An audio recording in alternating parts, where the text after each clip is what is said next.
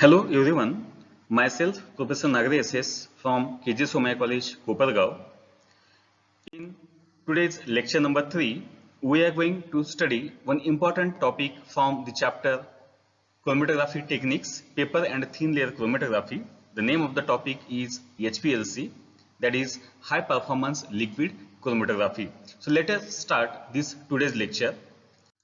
First of all, this HPLC is one important type of the chromatography among the all other types of the chromatographic techniques. This HPLC basically means high performance liquid chromatography. As far as this principle of this HPLC is to be considered, it is a technique in analytical chemistry used to separate, identify and quantify each component in a mixture. So if we want to study in detail a given mixture, so we can study that mixture by three different ways. We may separate that particular mixture, we can identify the components present in this mixture, as well as we can quantify each component present in a mixture. So this study can be done with the help of important chromatographic techniques called as the HPLC. Formerly, it was referred as high pressure liquid chromatography. So this is the old name of this particular HPLC. After studying the principle of this particular HPLC technique, we are interested to know the technique of this particular chromatography technique, HPLC. HPLC consists of a pump. It is used to pass pressurized liquid solvent containing the sample mixture through a column filled with a solid adsorbent material. So in this HPLC, there is a presence of one pump is there. This pump is used to pass a pressurized liquid solvent which consists of the sample mixture, and this we have to pass through a column. The column get filled with a solid adsorbent material.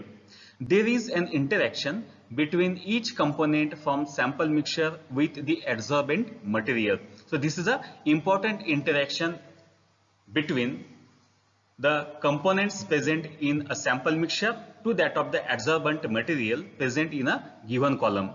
Each component from sample interacts slightly differently with adsorbent material, results in different flow rates for different components and leading to the separation of the components as they flow out of the column. Now, as far as this interaction is to be considered between each component from a sample mixture to that of the adsorbent material, each component have the slight different interaction tendency to that of the adsorbent material. So depending upon that, these components get separated one by one from the given sample mixture by the column. After studying this technique, we are interested to know the instrumentation of this HPLC technique. A typical HPLC unit has the following basic components. So there are the different basic components can be present in this HPLC. So let us look towards them one by one. The first one is attosamplers. Large number of samples can be automatically injected onto an HPLC system by the use of HPLC attosamplers. So this is an initial important component of the HPLC, with the help of which we can inject a particular sample onto the HPLC system. The second important component is columns. The internal diameter of an HPLC column is an important parameter that influences the detection sensitivity and separation selectivity in gradient elution.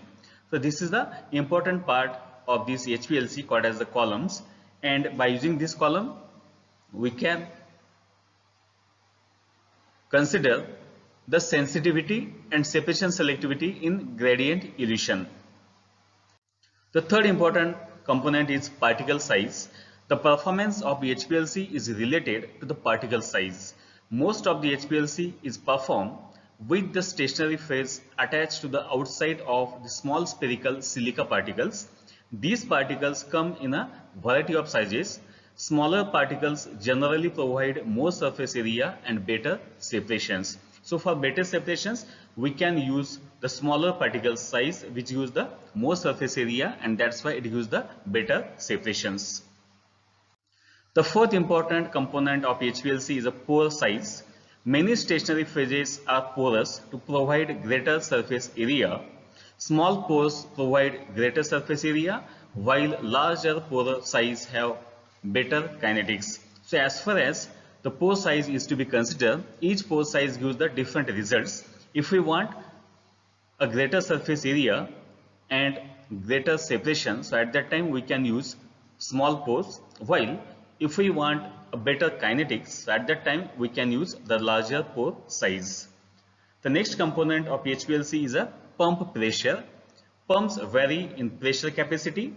Their performance is measured on their ability to yield a consistent and reproducible volumetric flow rate. So these pumps are very much important as far as the ability of this HPLC is to be considered for the separation of the given mixture. The next important component of HPLC is detectors. HPLC have two types of the detectors. One is universal detectors and second one is the selective detectors. So first of all, we know about these universal detectors. So universal detectors typically measures bulk property. Suppose a refractive index by measuring a difference of physical property between the mobile phase and mobile phase with solute. So the use of this universal detector is to measure the bulk property.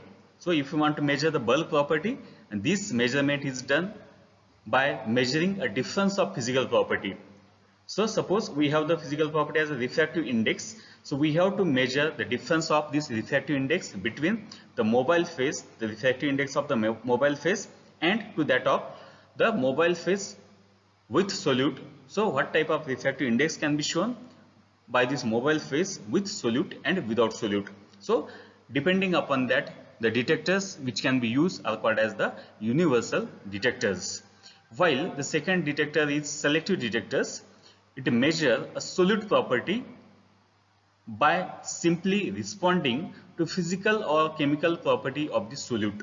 Suppose if we want to measure UV visible absorbance, so how this UV visible absorbance can respond to the given physical or chemical property of a solute. So depending upon that, detectors are called as the selective detectors. So these are the two important type of the detectors, and it is very important for monitoring these HPLC techniques. So these are the different basic components of HPLC techniques and their functions. After studying these basic functions of this HPLC technique, now we are interested to know what are the important applications of HPLC.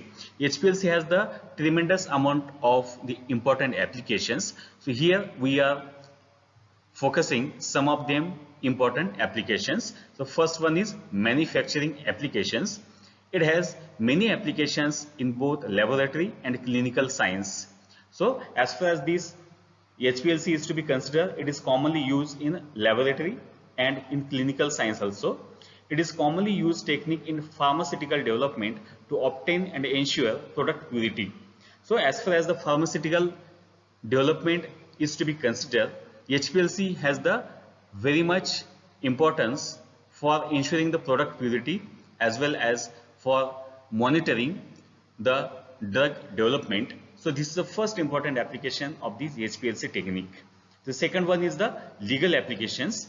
HPLC is used for detection of illicit drugs in urine.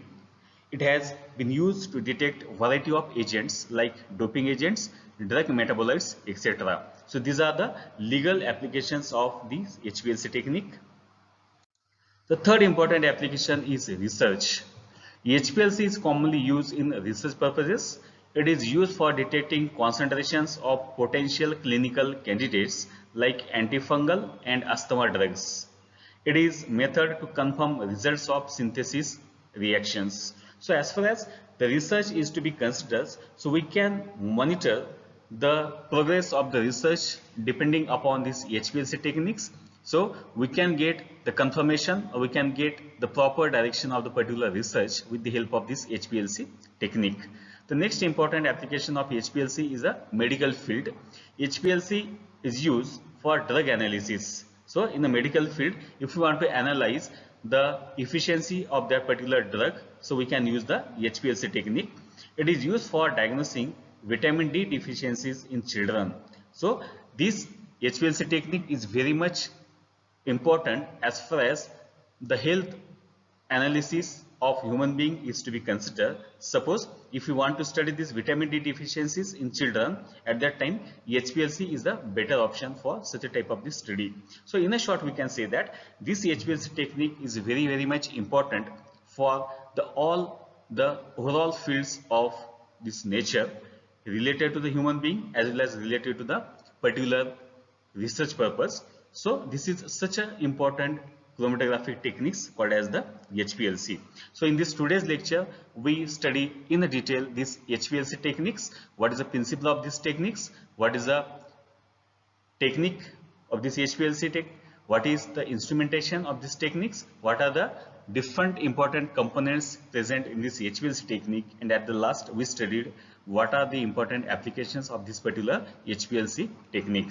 I hope you understand this technique HPLC very well. If we like this lecture, please like the video, share this video, and if you cannot yet subscribe my YouTube channel, please subscribe my YouTube channel and press the bell icon for getting the notification for the upcoming video lectures on the different important topics. So with this, I stop here.